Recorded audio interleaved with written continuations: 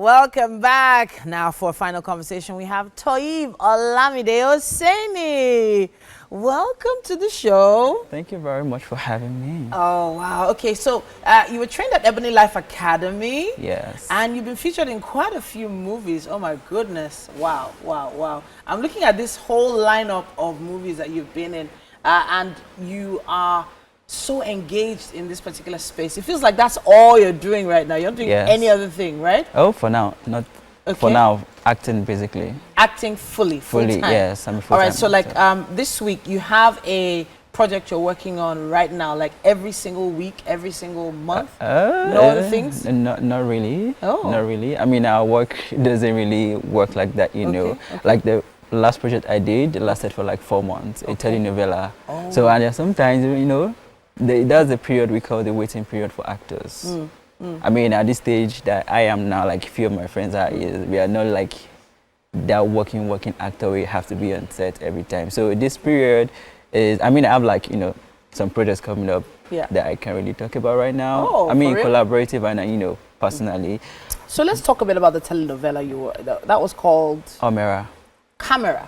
Omera. Omera. What does that mean? What does that mean? Omera is it's an Igala name. Okay, okay. Talk to us about what happened in the telenovela. Also, Omera, I mean, the lead actor, so it's Omera. Yeah. So the title of the series is Omera, and, O1 is Omera. So Omera is a young boy who just wants to jackpot, but situation brought him to the village. Wow, whoa.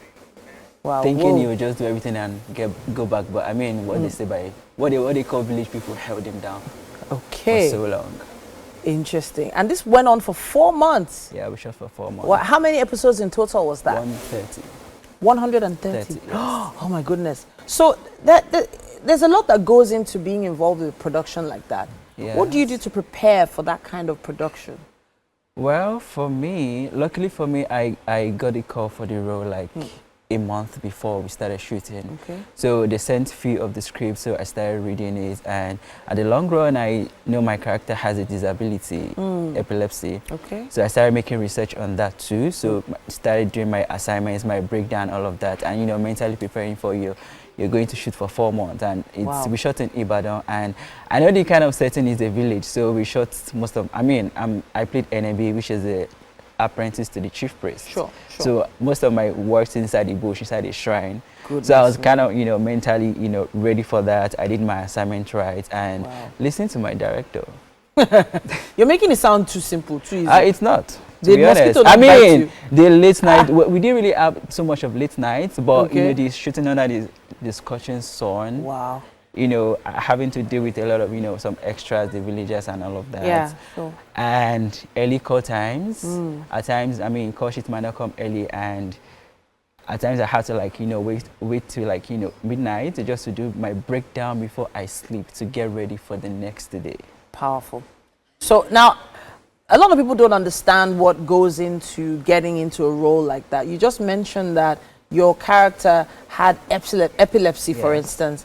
What sort of research are you talking about? You said you did research, but what did you have to do? Okay, I went online, I checked everything that has to do with epilepsy, the causes, the symptoms, the prevention and all of that. So then I found out that this an epileptic person has like 6 types of epilepsy. Wow. The seizures they have.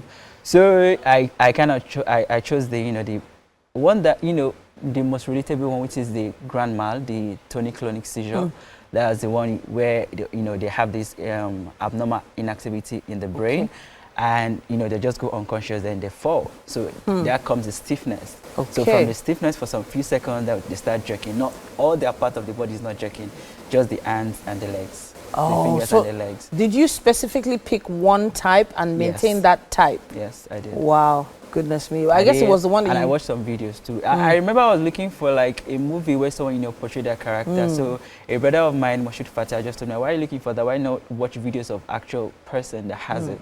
Sure. So I went on YouTube, watch videos, and I remember he sent like 10 links of videos to me. Wow. I watched everything. That's when I know that that's when I saw the way they portray the other types of epilepsy. So I kind of chose the most relatable one because not everyone on set actually knows other ones. So if I'm doing that, they'll be like, what's this guy doing? So I just, I chose the one very close to home. So you chose to be thorough. You chose to actually figure out one particular style, or I won't call it a style, a particular type of epilepsy, and stick with that. Yes. But I'm wondering about your director, your producer, and what do you think they saw in you before reaching out to you a month before production? What was it? Well, I applied for the audition 9th of May. I went for the call. I got a call back 27th, went for the call back 30th of May. Okay. So right after I finished auditioning, it was already like, okay. Although before I went in, I kind of give a backstory to the character. Because it's not that you had a history or you knew someone. No, I created a backstory before I went in for my audition. Okay.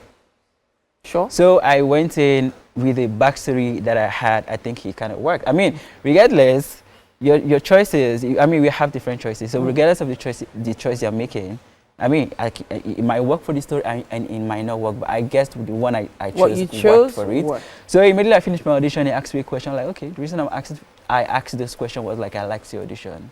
So I'm like, okay, thank you very much. So I remember they reached out again, I think that was 17th of June, to send my pictures. And you know, African Magic, they have to like make the final decision and all of that. So how did you feel when you finally got that call? I was so excited because the job just, you know, tossed by the side and then, so I was like, oh, this is like a compensation. All right.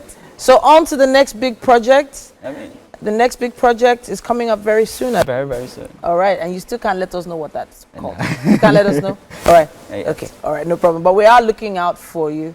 We are rooting for you, and I see a few awards in your future. Don't worry, don't worry. Just keep pushing, keep it going. Now we have quite a bit still to come. We have the kitchen standing by, and we still have a performer coming your way. Stay with us.